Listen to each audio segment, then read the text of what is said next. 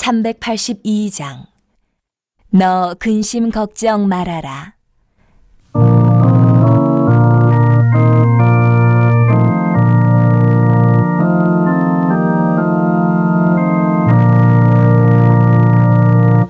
너 근심 걱정 말아라. 주 너를 지키리. 주 날개 밑에 가라.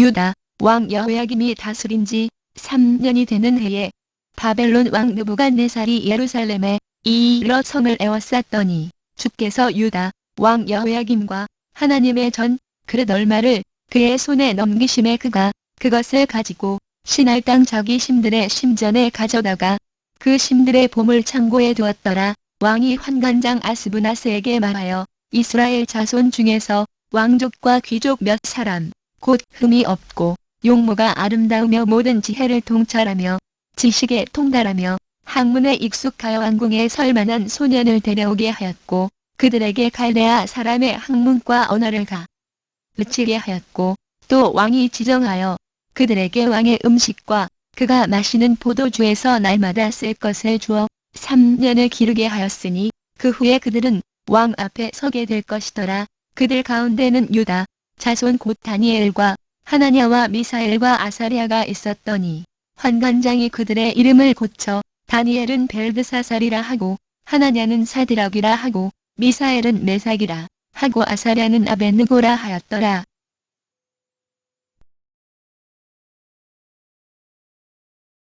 오늘은 포로 생활 속에 찾아온 다니엘의 삶의 위기라고 하는 제목으로 함께 은혜를 나누고자 합니다. 오늘 본문인 다니엘서는 고대 중군동 역사를 주도하였던 바벨론 제국과 이어 패권을 차지한 메데바사 제국과 바사 제국의 지하에 포로로 잡혀간 다니엘 선지자를 기록한 책입니다. 이러한 본문은 북왕국 이스라엘이 패망한 데 이어 남왕국 유다조차 바벨론에 멸망하여 하나님이 택한 백성 이스라엘을 중심으로 이어져 오던 구속 역사가 단절된 것 같이 보이는 암울한 포로 시대에도 하나님의 구원 역사가 계속해서 이어지고 있음을 보여주는 것입니다. 다니엘이 생애의 신앙 승리 사건으로부터 시작하여 대종말 시대까지의 역사의 전개 과정을 보여주는 다양한 묵시들이 본문에 소개되고 있습니다. 즉 본문은 과거 끝없이 패역하던 택한 백성들을 향한 공의로우신 하나님의 심판의 결과로 암울한 이방 대제국의 시야에서 고난과 압제를 겪고 있는 포로 시민인 택한 백성들에게 제 아무리 역사가 격동하더라도 결국 역사는 택하신 자의 구원을 위하여 역사의 주관자이신 하나님께서 절대 주권으로 진행시키시는 구속사의 장임을 깨닫게 함으로써 여호와 신앙을 촉구하고 고난 가운데 있는 택한 백성들에게 위로를 주고자 기록한 책인 것입니다.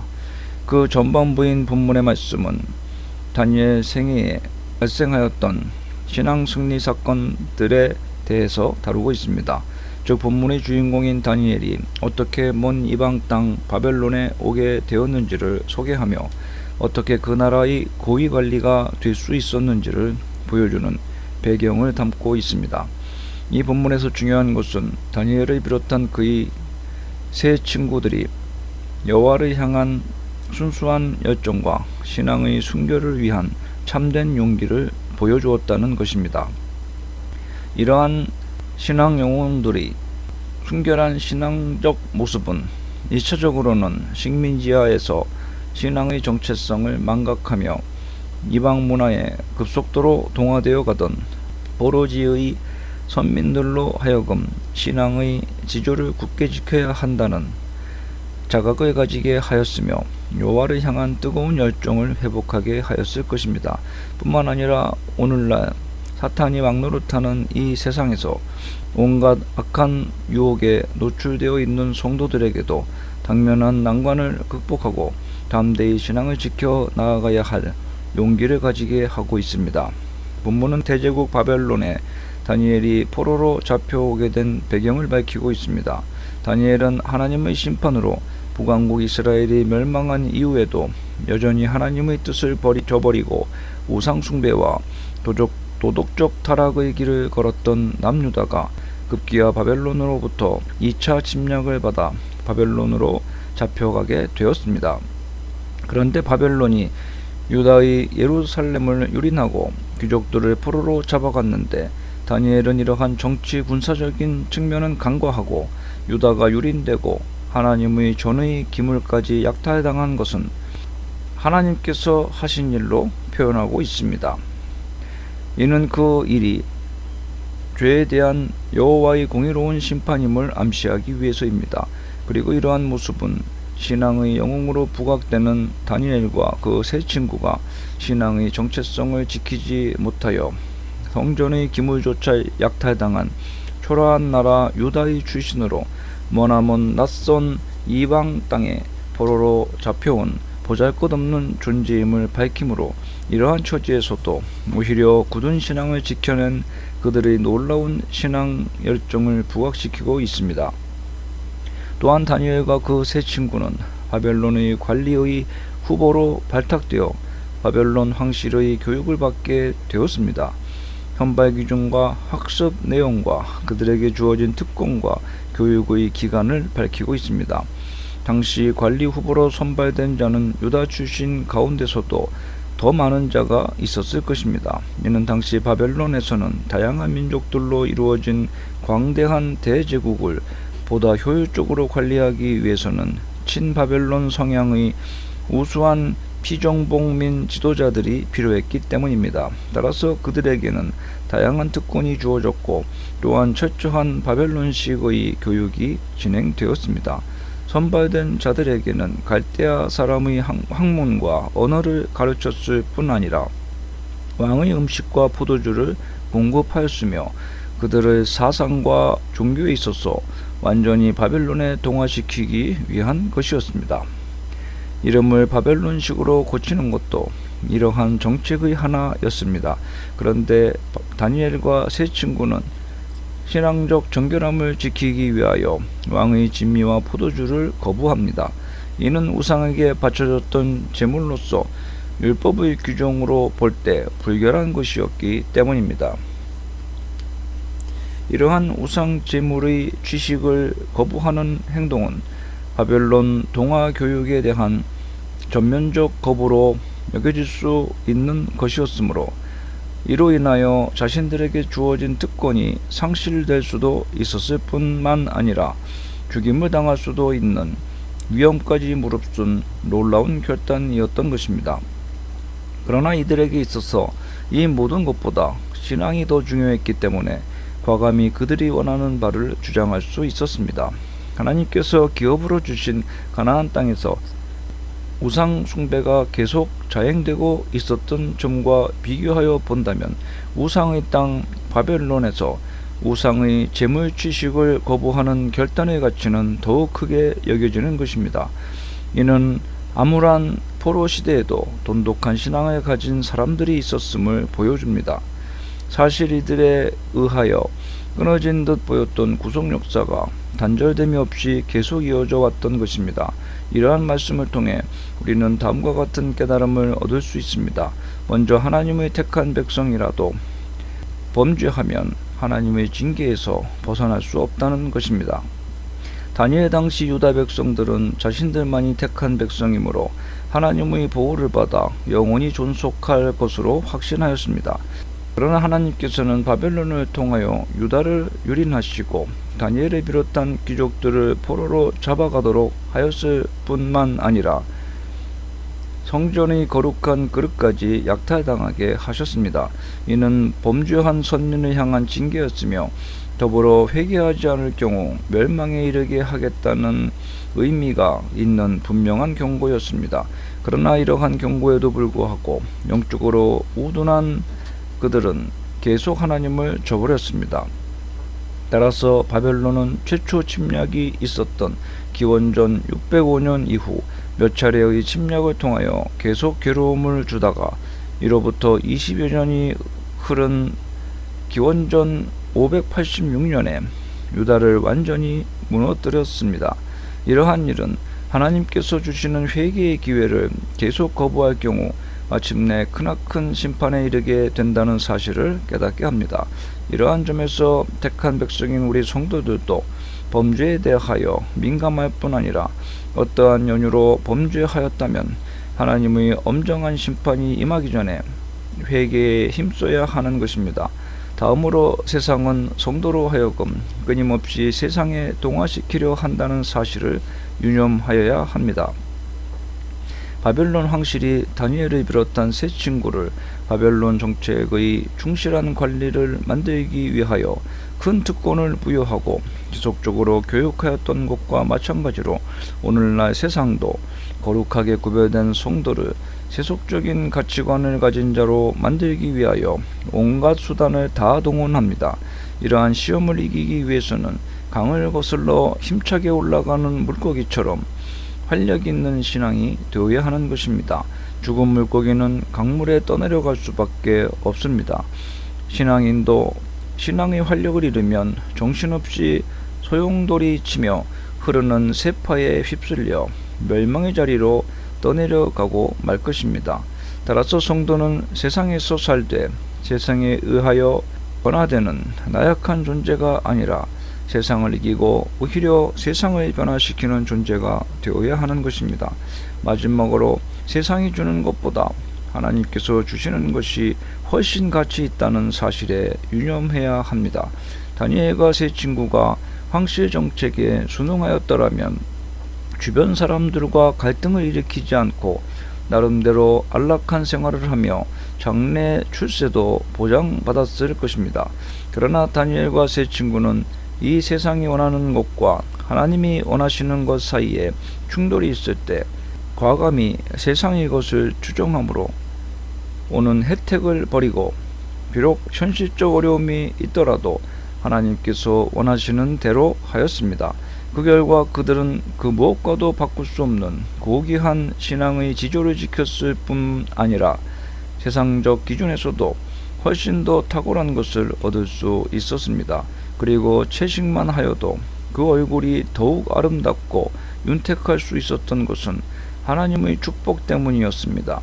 또한 그들이 다른 사람들과 비교할 수 없는 탁월한 지혜와 총명을 가지게 된 것도 하나님의 축복이 있기에 가능하였습니다. 그러한 점에서 본 단락에서 보여주는 바 다니엘과 세 친구의 순수하고 용기 있는 신앙은 우리로 하여금 진정한 축복의 문을 여는 열쇠가 어디 있는지를 잘 보여주는 것입니다. 본문에서 다니엘 등이 바벨론의 포로로 잡혀가게 된 일은 참으로 불행한 일이라고 할 수밖에 없습니다. 그러나 다니엘이 포로로 잡혀간 것은 하나님의 심판이기보다는 신앙의 사람이었던 그들을 통하여 당신의 원대한 구속 역사와 거기 담긴 위대한 뜻을 이루기 위한 하나님의 섭리를 통해 하나님의 살아계심과 역사의 주관자 되심을 열방에 알리시며 이스라엘의 회복을 준비하셨던 것입니다. 이를 통해 알 수 있듯이 의로운 성도들에게 임하는 시련이나 위기는 반드시 불행한 일이 아니며 거기에는 보다 원대한 목적이 있는 것입니다. 우리는 이러한 하나님의 원대한 뜻과 목적을 헤아려 알아야 할 것입니다. 그리하면 설령 시련과 위기가 찾아올 때라도 당황하거나 낙심하거나 좌절하지 않으며 그 앞에서 담대히 맞서며 자신을 통하여 하나님께서 뜻하신 바를 더 구체적으로 헤아려야 할 것입니다. 더 나아가 위기와 시련을 참된 형통과 신앙의 비상을 위한 기회와 도약으로 삼을 수 있게 될 것입니다. 성도는 세상에서 어떤 시련을 당한다 해도 신앙 정절을 결코 포기하지 않는 사람들입니다. 다니엘의 정적들은 다니엘의 신앙의 비밀로 그를 제거하고자 다리오 왕에게 30일 동안 누구든 왕 외에 어떤 신이거나 사람에게 구하지 않도록, 즉 다른 신을 찾아 경배하고 기도하는 일체의 행위를 금하도록 하는 조서를 내리게 하므로 다니엘을 멸절시킬 우물을 파 놓았습니다. 이처럼 참 신앙인이었던 다니엘과 그 세 친구들은 신앙을 지키기 위해 바벨론 땅은 실로 극히 어려우며 위험천만한 곳이라고 할 수 있습니다. 그러나 그들은 신앙을 포기하지 않았습니다. 그들은 타협을 택하고 위기 순간에 우상에게 절하거나 신앙을 배반하는 일을 하지 않았습니다. 그들은 왕이 분정한 음식임에도 진수성찬의 음식을 거부하고 채식을 택하였으며 풀무불에 던져질 것을 알면서도 왕이 세운 금신상에게 절하기를 단호히 거절하였고 사자굴에 던져질 줄 알면서도 하나님을 향한 기도를 중단하지 않았습니다. 그 결과가 어떠하였습니까? 그들이 망하였고 비참한 최후를 맞이하였습니까? 그렇지가 않았습니다. 그들은 어려움과 위기, 시련 앞에 굴하지 않았으며 자신들이 동화돼서는 안 될 세상과 구별된 삶, 하나님 앞에 충성되고 성실한 삶을 살기를 중단하지 않았고 그로 인하여 결국 승리자가 되어서 모든 이들 앞에 높임을 받으며 하나님의 이름을 그들의 입술로 뿐만 아니라 그들의 신앙의 승리를 목격하는 이방인들의 입술로도 찬양하게 하였던 것입니다. 여러분, 이러한 본문에 언급된 신앙의 위기와 시련과 위협은 우리들이 살아가는 이 세상 가운데서도 얼마든지 존재합니다. 물론 다니엘과 그 세 친구들이 당한 불같은 시련과 맹수들이 우울거리는 구덩이에 던져지는 일은 없다 해도 신앙 양심을 지키고자 주변 사람들의 시기와 질투의 대상이 되며 신앙 정절을 지키는 일을 인하여 다른 이들이 겪지 않는 손해를 자초하거나 크나큰 수고를 감내해야 하는 일이 생기기도 하는 것입니다. 우리는 이러한 상황 가운데서 갈등하고 번민하게 마련입니다. 비록 우리들이 신앙인들이며 하나님을 경외하지만 우리들 역시도 현실에 발붙이고 살아가며 세상에서 얻을 수 있는 복지와 자원의 혜택에 무관심할 수 없기 때문입니다. 그러나 여러분, 바로 이러한 갈등 중에 있는 이들에게 본문인 다니엘서는 무엇을 택하며 어디로 가야 할지를 제시해 주고 있습니다. 바로 손해를 당할지라도 억울한 희생을 당하게 될지라도 신앙 정절을 끝내 지켜야 한다는 것입니다. 사랑하는 성도 여러분, 세상을 창조하시며 시간을 넘어 역사를 초월하여 계신 영원한 하나님은 지금도 세상 역사를 주관하시며 의와 진리로 전능하신 능력과 측량할 수 없는 지혜와 섭리로 이 세상을 다스리고 계십니다. 우리는 이것을 믿어 의심치 말며 우리에게 주어진 삶의 자리에서 하나님의 뜻을 알고자 했으며 그에 순종하는 삶을 살아야 할 것입니다. 그래야 할 때 진정 여러분은 세상 역사를 주관하시는 하나님의 일꾼으로서 가치 있는 삶, 의미 있는 삶을 살 수가 있을 것입니다. 여러분, 실로 하나님을 경외하는 자는 아무리 그 신분이나 출생이 비천하며 환경이 열악해도 하나님의 인정을 받아 궁극적으로는 다니엘처럼 고귀하게 되며 아울러 출생이 고귀한 자라도 아무리 좋은 환경을 누리는 자라도 하나님을 경외하지 않는 자는 궁극적으로 비천하게 되어지는 것입니다. 실로 하나님께서는 당신을 경외하는 자, 당신 앞에 겸손한 자에게 대해서는 이 세상 신분과 형편에 관계없이 지극히 높여 장차 하늘 보좌에 앉히시고 영원토록 왕노릇하게 하십니다.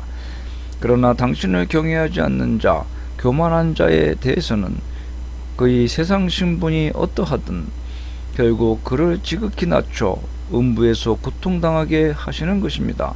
그런즉 여러분이 진정 고귀한 자가 되기를 원한다면 먼저 하나님 앞에서 여러분이 어떤 태도를 견지하는가를 살피며 겸손히 하나님 앞에 자기를 낮추며 하나님을 경외하는 삶을 사시기를 바랍니다. 세상에서 하나님을 경외하는 신자라 할지라도 고난당하는 일이 참으로 빈번합니다. 우리는 의인의 고난은 그저 의인들에게만 의인들을 힘겹게 하는 것이 아님을 알아야 할 것입니다. 의인들에게 임하는 고난으로 그치지 않으며 그 이면에는 그 고난과는 비교할 수 없는 하나님의 놀라운 은총이 내재되어 있는 것입니다. 그러므로 성도들은 의를 행하다가 고난을 당할 때에 그 고난만 보지 마시고 고난 이면에 담긴 놀라운 하나님의 은총을 바라보아야 할 것입니다. 그리할 때 고난 속에서도 꿋꿋이 믿음을 지키며 인내로써 고난을 극복해 나갈 수 있는 것입니다. 이러한 삶을 사는 이들을 하나님께서는 축복하시며 요셉처럼 다윗처럼 오늘의 고난을 내일의 축복과 영원한 영광으로 바꾸는 삶을 살도록 이끌어 주실 것입니다.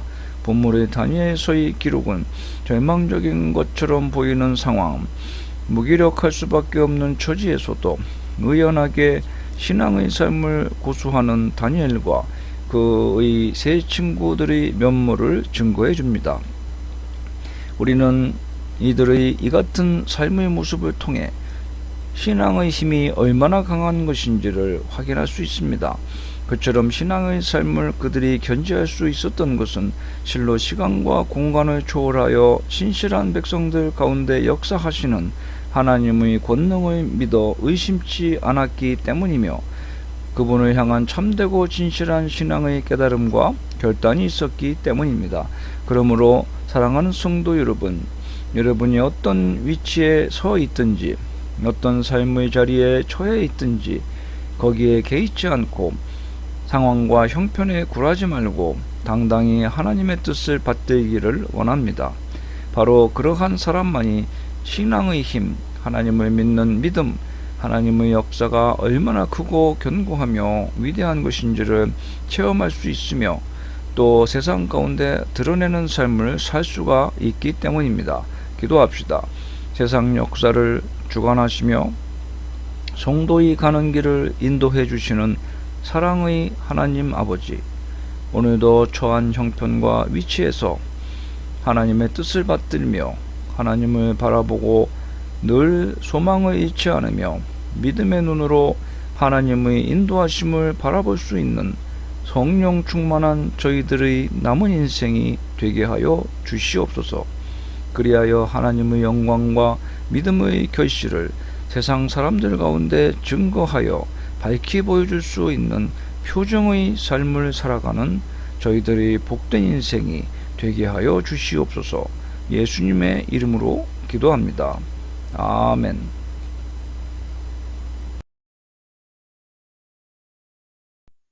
(384장) 나의 갈 길 다 가도록.